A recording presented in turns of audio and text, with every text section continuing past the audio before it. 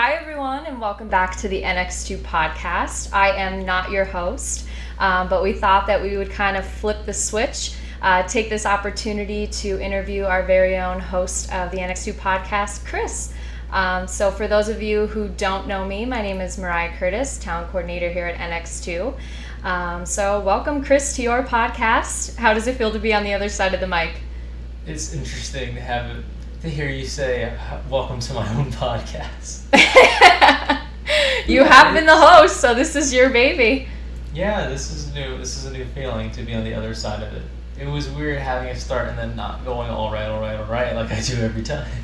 All right. In recent episodes, you touched on our journeys, my journey that led to NX2. So what has led you to your social media and content position? Oh, definitely has to start with, I guess, in college. I was originally studying computer science, which is not really? what I'm doing now. And because I've been told all my life, I like video games, I like being on my computer, so clearly I must like computers, like from a software standpoint. And you're shaking your head no, because you can immediately tell that does not correlate. But I took one really good class in the beginning of college, really liked it, and then that professor was taken out, replaced with a professor who was a very sweet woman, but at the same time, this was her first teaching job. She didn't know English. She was from another country, and it kind of illuminated to me that, okay, I'm not into computer science if I can't even bring myself to teach myself how to do anything. So I kept looking for something new to do because I really liked creating content. Like, I was a writer, like a fiction, not of any marketing content yet at that point. So I wanted to see if there was something tangentially related, and then I found another internship, which wasn't here at ENX2, but before at another company. And there they kind of taught me the trade, the basics and everything. But eventually it kind of got to the point where I wasn't able to learn anything, like they didn't have much more to teach me. Okay, And that's like that moment of growth that you have with yourself internally. Yeah, where you realize like we're in a place where you can't learn anything new, but you also can't get the opportunity, or I guess say the situation where you would be able to teach yourself more. So I went out to start looking for a new position, and that brought me to NX2, where one of the first things that they did, or I should say they, as if I'm not currently NX2, but I remember in the interview with you and Joe asking me like my future ambitions, but then also what new things could I bring to the table. And I thought, well, that's like the first green light. I almost said red flag, which the opposite, I would hope. I was trying to think of another word. What's the red flag but positive? And I'm like, green light? Like, green light is kind of, I guess. That would be the complete opposite, I would think. Yeah, because it is. Like, I want to say, like, there's no green flag. That's not a thing. That's not a saying people use. But maybe I guess you for all could trademark it. Trademark green flag. For all intents purposes, the first green flag to me was asking me what was something new I would like to bring, which ended up being this podcast. Mm-hmm. And I didn't really have that before, where there wasn't an opportunity to grow, let alone from the very beginning. So I think that's what really cemented in stone.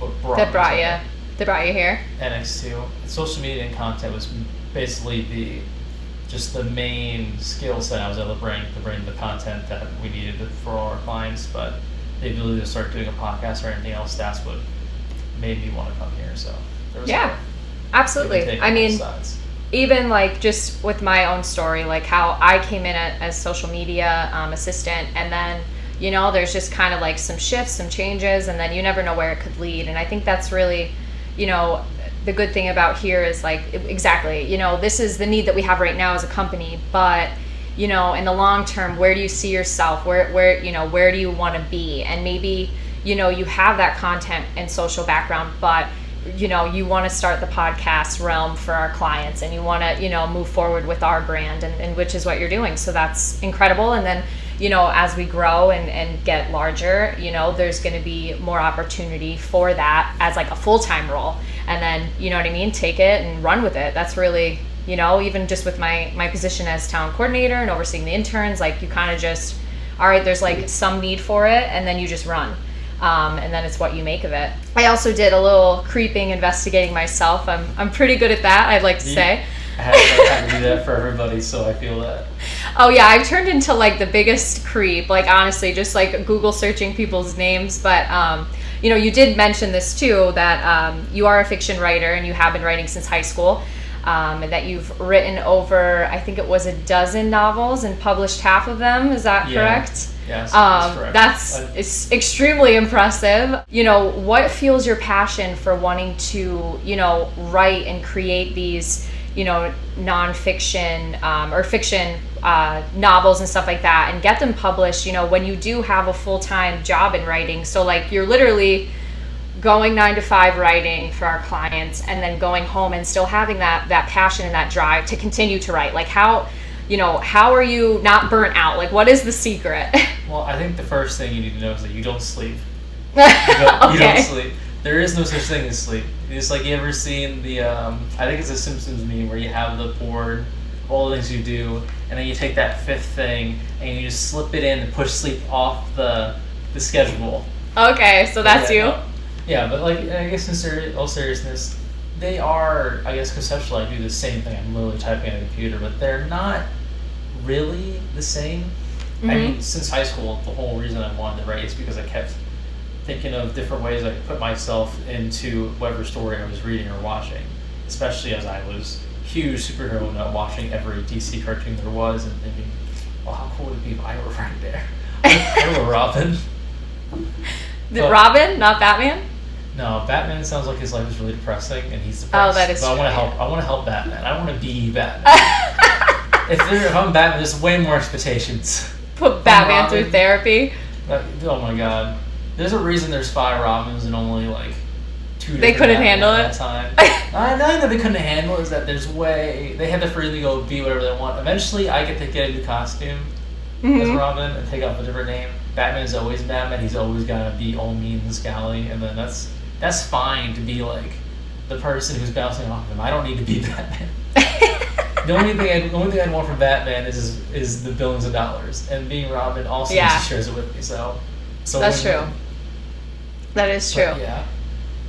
Back to the writing. Sorry, we totally went on a tangent there. I told you I'm going to take you off-roading. Oh god. But yeah. There. Back to the writing, I guess, is more so because putting in content writing is kind of similar to computer science in that there are still parameters you have to abide by. Mm-hmm. Less so, I guess, like computer science, if I do something wrong, it doesn't work.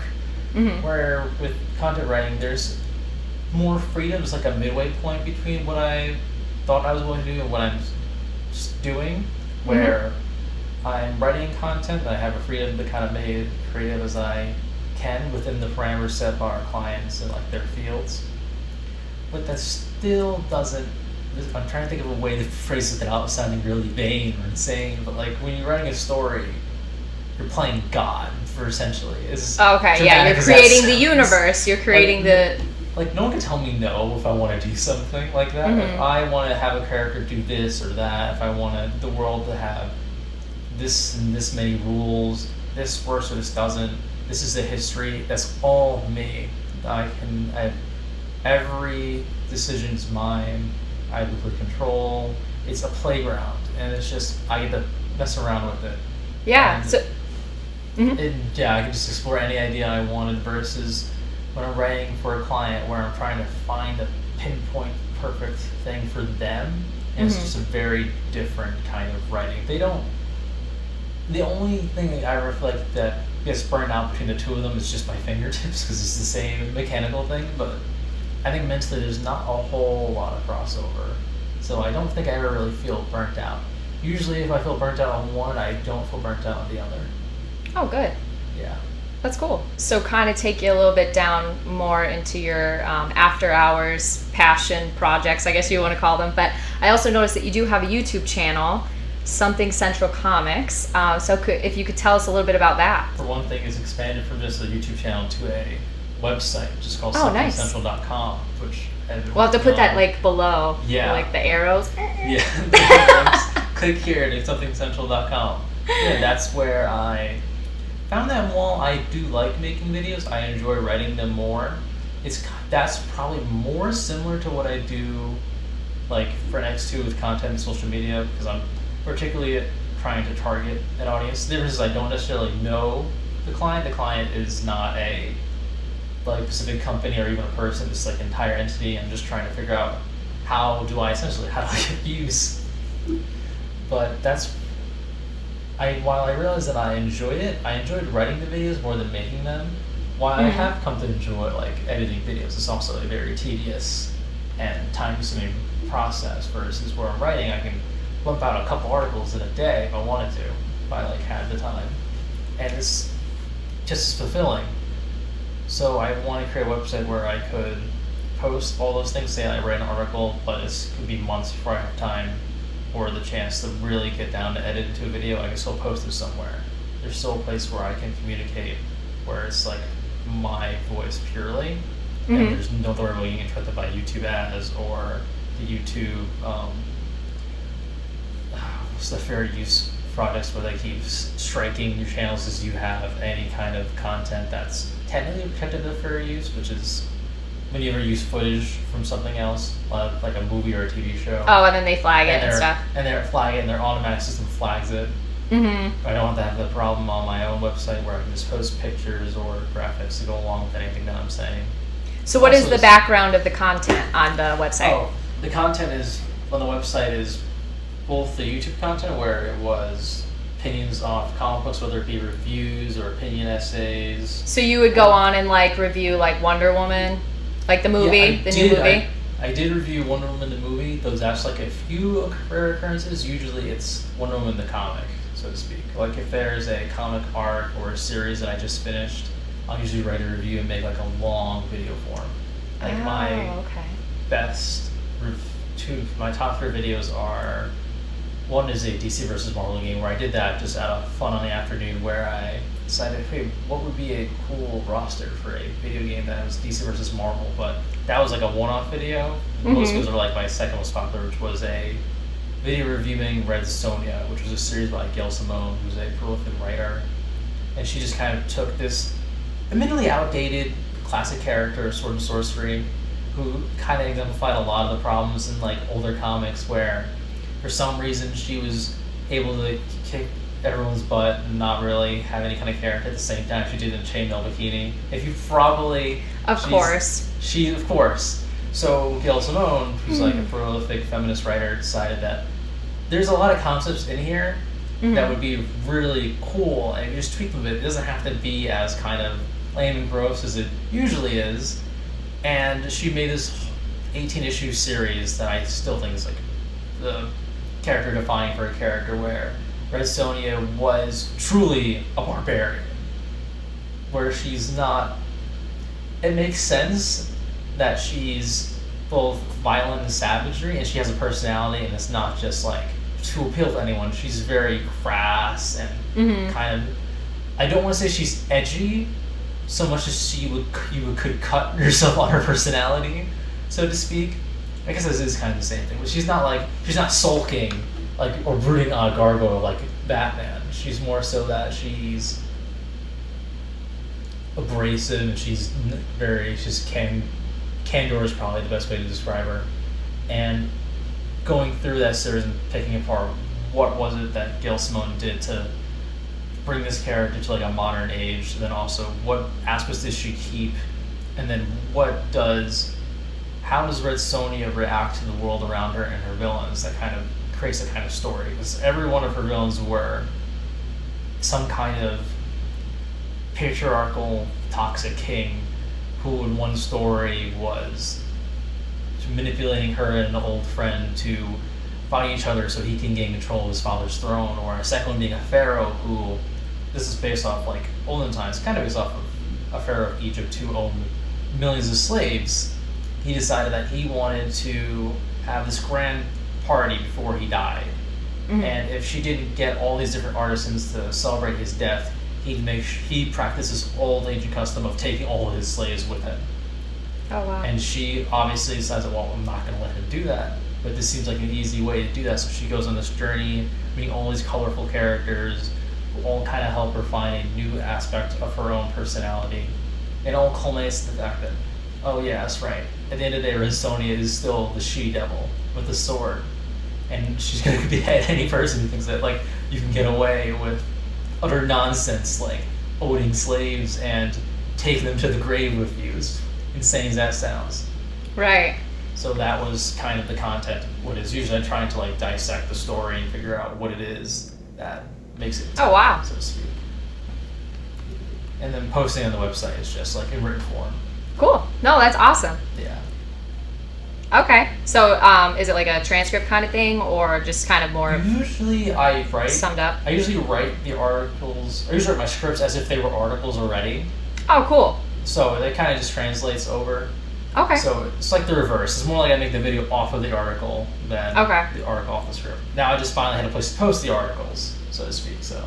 Nice. Yeah. Well, congratulations on that project, multi-level project here. So I know that you've mentioned Batman, so I guess I feel like I already know the answer to this question, but are you team Marvel Universe or are you team DC Universe, and who is your favorite superhero? Oh, that's a loaded question. Because like, you can only pick one.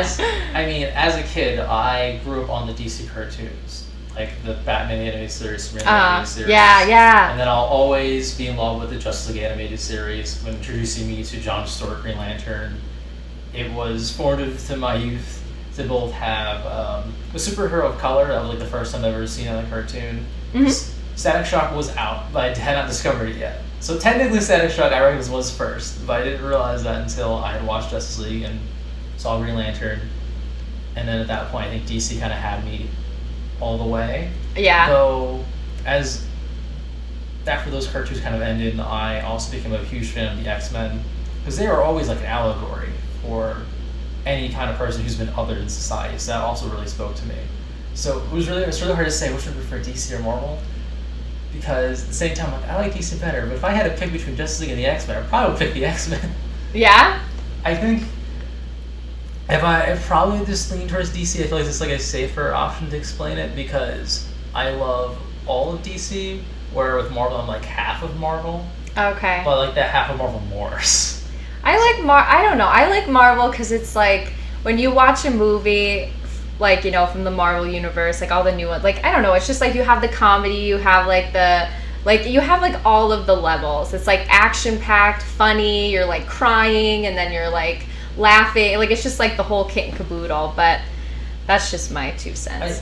I like the style of the MCU movies, but I think the problem with a lot of them is that they're also all about characters I've never cared about. Yeah. Like, Captain America has never really spoken to me. Or Iron Man or Thor. To me, a lot of the Avengers characters are the least original characters to me that Marvel has. Like, if I had to take most of the Avengers, they all parallel a DC character who came first, in my opinion, came out better. Or X-Men is not at all like that. X-Men are like all original characters. Outside of, say, Spider-Man, I don't feel like the Avengers are all that terribly interesting to me, except for a few, like I love Black Widow. My favorite is Doctor Strange. I just love him. Don't say it if you don't like him. I love him. I can't, because he's one of those characters that I love him. So I love Benedict Cumberbatch, so I'm just like, I'm all about him. And I also, like, I'm a Harry Potter fan too, so I feel like that also comes from it, just because he's all magical. But all right, well, I feel like we could go on like for 10 hours just about the DC universe with you, with all of your, and just with comic books in general. So I'm gonna shut it down, and I'll say in closing with one last question here. Okay. This is kind of just open ended, so you could ask it or answer it however you want. But, like, you know, what's next for Chris? What's next for you?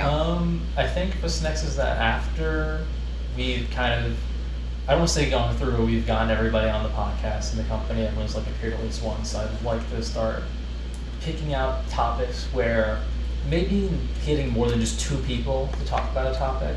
Yeah. Or say like getting multiple company where you can talk about SEO or something going on marketing. People who are necessarily on a sliding scale of experience. Maybe it's Sarah who's really knowledgeable in SEO, but then one of the interns who wants to learn, and kind of facilitating kind of conversation about that for future episodes, and maybe even getting clients either on this podcast with us or getting to do their own podcasts. Absolutely. And then I guess, like, outside professionally, it would be to, like, we talked about how I publish books. They're not necessarily professionally published. No one has gone and edited them besides me. Hey, that's fine. One other friend. But then eventually to get them professionally edited so that they can be professionally published. So it's meeting the same quality as everyone else. So that's kind of where Chris is heading towards. Hopefully within the next year, sooner rather than later. All right. Well, that's awesome. I wish you all the best, Chris. You're doing an awesome job. Well, thank you everyone for listening to the episode here, the takeover episode with your girl Mariah Curtis. Please come back and listen or watch another episode of the ENX2 podcast on YouTube or Spotify or wherever you listen to your podcast. So thank you. Thank you, Chris. Have a great day, everyone. Bye.